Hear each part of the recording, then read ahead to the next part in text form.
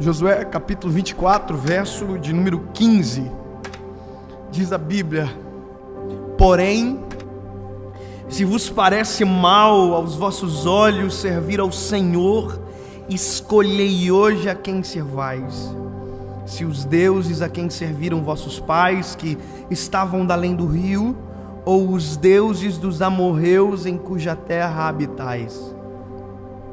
Porém eu e a minha casa serviremos ao Senhor. Todo mundo, sem exceção, tem passado. Ninguém consegue viver um presente ou um futuro sem ter um passado. Isso é lógico e racional. O único problema é quando o nosso passado determina o nosso futuro. É quando aquilo que veio antes de nós determina as nossas escolhas para amanhã. É quando as escolhas erradas que foram feitas antes de nós, as palavras lançadas contra nós, sabe, determinam o que eu vou viver amanhã.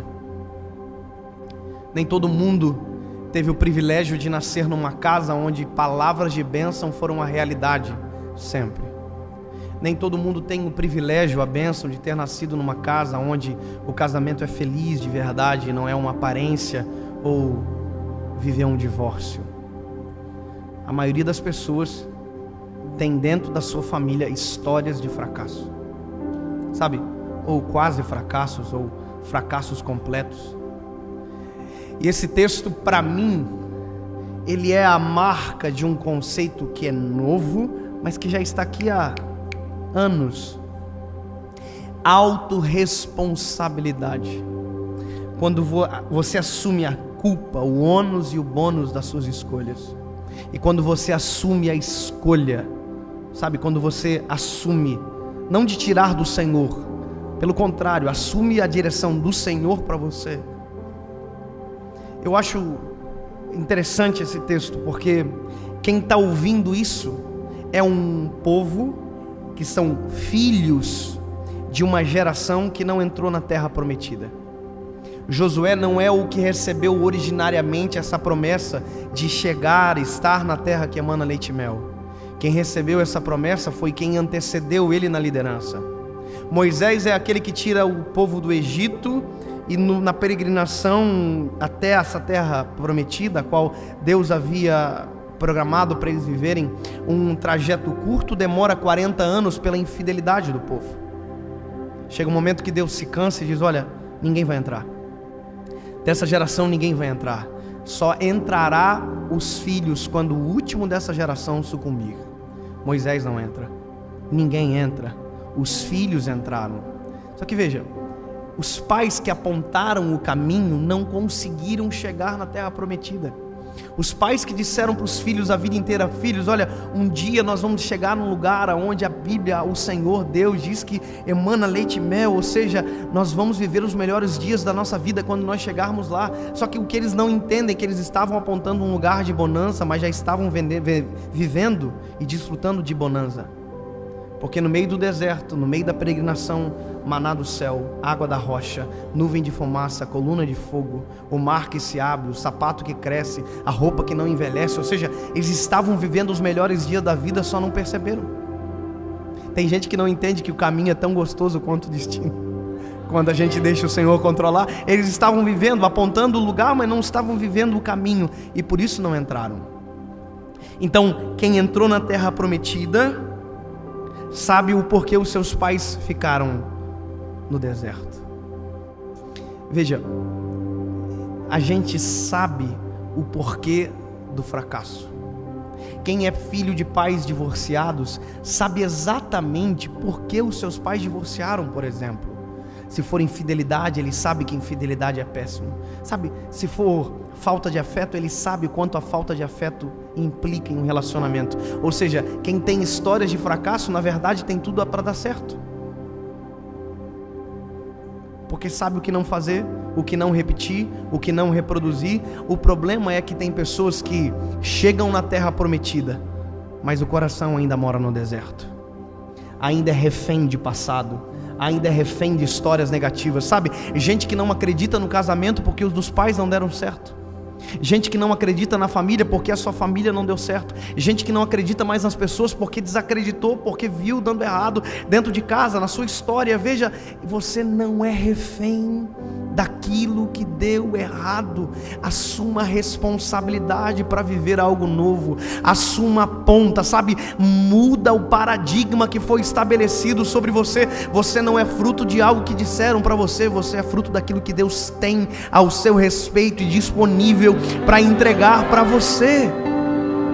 Mas tem uma coisa importante aí: autorresponsabilidade, que é o que Josué está fazendo. Veja, Deus traz à tona, através da boca de Josué, tudo aquilo que o povo viveu no deserto. Deus lembra eles: olha como eu sou bom, olha o que eu fiz. Deus está se esforçando para trazer a memória desse povo que é bom, maravilhoso servir a Deus e não o passado.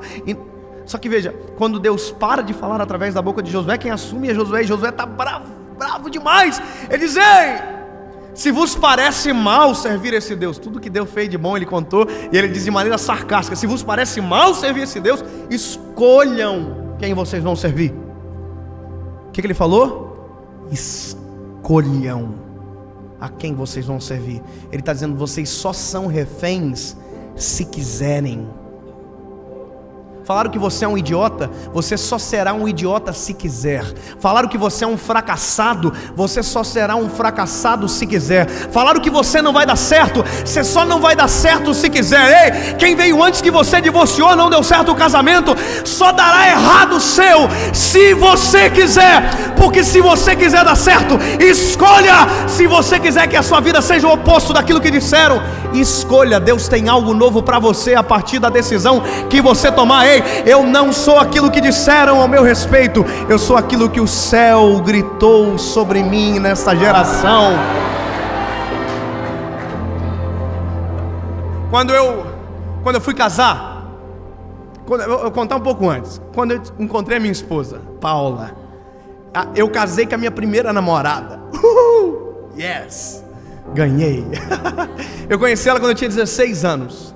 Eu me lembro que eu cheguei em casa, disse para minha mãe: mãe, eu conheci a mulher que eu vou casar. Ela quase morreu. Imagina um filho desse perder. Eu entendo ela. Ela ficou morrendo de ciúme. Ela disse que ela não queria conhecer a Paula. Eu não quero conhecer ela. Durante 30 dias ela não quis conhecer a minha esposa. Depois ela se rendeu. A minha esposa é maravilhosa, linda, é um doce de mulher, é a mulher mais incrível que eu já conheci na minha vida. Por isso casei com ela. E veja, eu me lembro que eu trabalhava de estagiário nessa época no banco. Sabe estagiário do banco? Caixa Econômica? Eu era estagiário da Caixa Econômica. Você sabe que estagiário da Caixa Econômica, com todo respeito à classe, a gente usa uma faixinha assim nas costas, um coletinho azul, uma plaquinha escrita assim: posso te ajudar? Mas na verdade o que eu queria escrever durante 2 anos no colete é: eu preciso de ajuda. Sabe? Tinha vontade de escrever assim: me ajuda, pelo amor de Deus, me socorre dessa vida. Porque a gente ganha pouco, sabe? Escravizado, não tem moral nenhuma. Acabei de denunciar uma profissão, olha só. Mas vamos lá, depois a gente corta isso. Eu me lembro que eu estava na cozinha assim almoçando, tinha vários funcionários e o estagiário se achando, sentado na mesa. Aí eu me lembro que eu falei assim: gente, eu descobri a mulher que eu vou casar. Aí todo mundo assim: sério? Eu tinha 16 anos, estagiário. Só que eu não disse que ia casar amanhã, eu só disse que eu tinha descoberto a esposa que ia casar.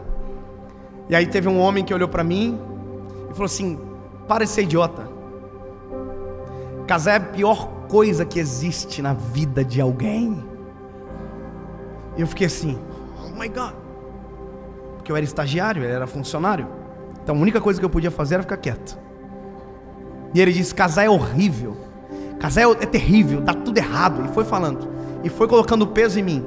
E eu ficando ruim, e todo mundo ruim. E ele: casamento é a pior coisa que o ser humano inventou. Isso aí está só. Irmão, quando ele terminou de falar, eu juntei toda a coragem de estagiário que eu tinha, quase nada. Olhei para ele e disse: amado, já preparando para fugir.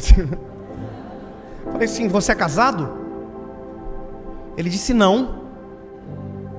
Você é o que então? Ele disse: eu sou divorciado. Eu falei: então deixa eu te contar uma coisa. Se eu quiser saber sobre casamento, eu vou perguntar para quem deu certo.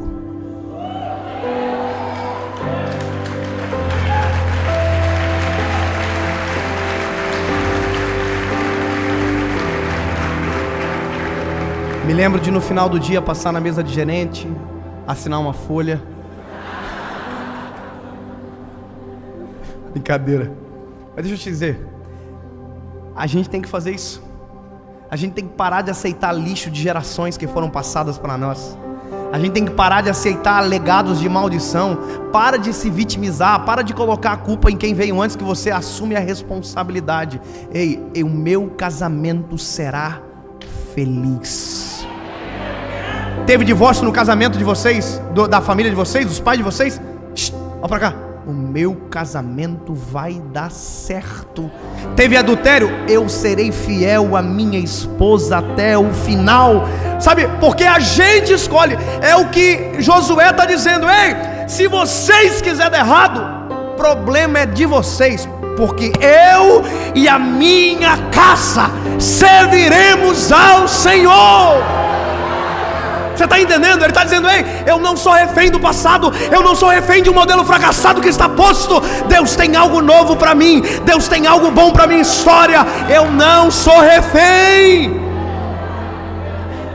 Tem gente que vive isso, sabe? O pai bateu nele, ele tem um filho, ele bate no filho.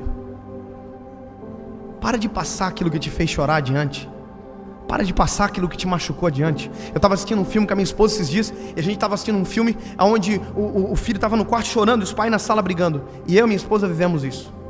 Os pais brigando na sala e a gente chorando no quarto escondido. Quantas vezes eu chorei escondido no quarto? Na época os meus pais não estavam bem, meu pai fora da igreja. Quantas vezes? E isso me doía demais. Sabe o que é isso? Eu sei o quanto dói ver a desunião dentro de casa. Portanto, eu tenho uma escolha. Eu tenho um filho agora. Eu tenho um filho, eu não vou fazer o meu filho passar por o que eu passei. Ele não precisa sofrer o que eu sofri. Sabe o que é isso? Eu decidi, eu e a minha casa serviremos ao Senhor. Isso é muito simples. Eu e a minha esposa, quando a gente foi casar, minha mãe falou para mim assim: filho, como você quer que seu casamento seja? Eu falei: como assim, mãe? Ela disse: você quer que seu casamento seja uma bênção ou um inferno? Eu falei: e não é óbvio, mãe? Eu quero que o meu casamento seja uma bênção. E ela disse para mim: então, escolha.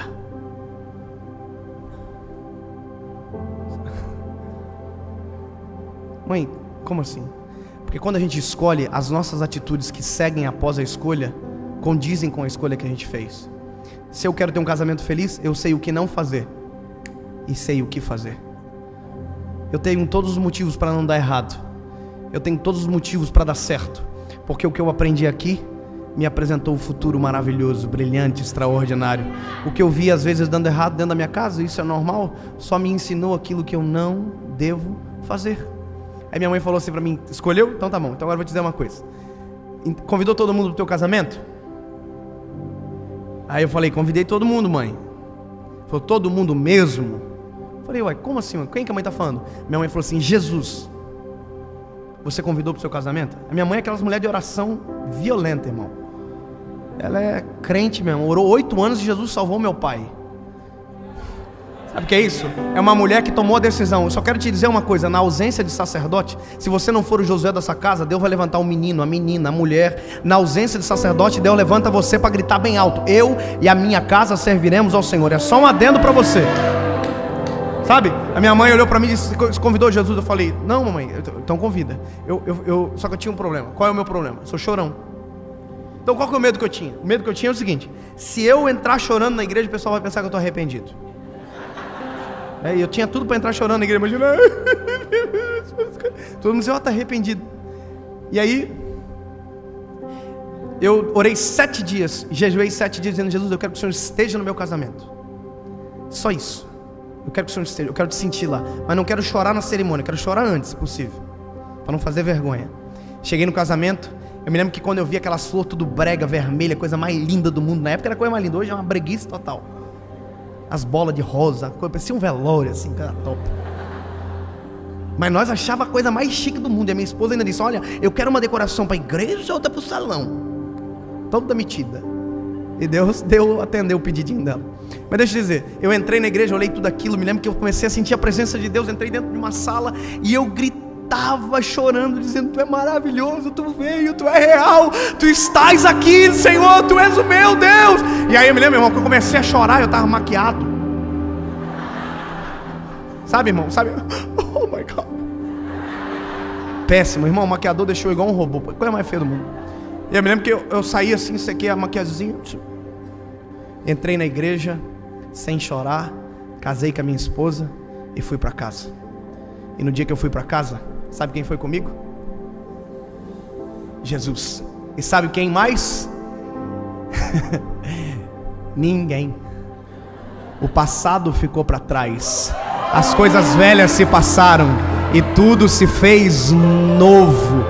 Porque no meio do caminho do deserto eu construo uma estrada, e no ermo eu coloco um rio. Recomeça, viva algo novo.